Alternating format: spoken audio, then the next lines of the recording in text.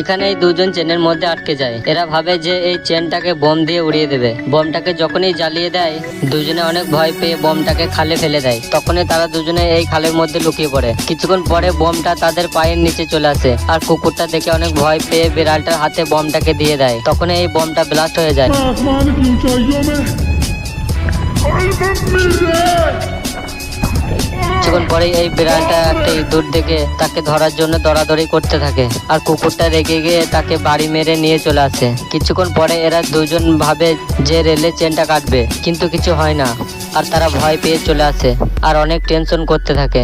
আর কুকুরটা আবারও একটা ট্রেন দেখতে পায় আর সেই কোনো কিছু না ভেবেই দৌড়ে চলে যায়। আর তারা চেনটাকে কাটার জন্য দুজনেই দুই দিক থেকে ঝুলে পড়ে। কুকুরটা তখনই বলে যে আমরা এবার বেঁচে যাব। তো বন্ধুরা, যাওয়ার আগে আপনি কোন কোম্পানির ফোন ইউজ করেন তা কমেন্টে জানিয়ে যেতে ভুলবেন না।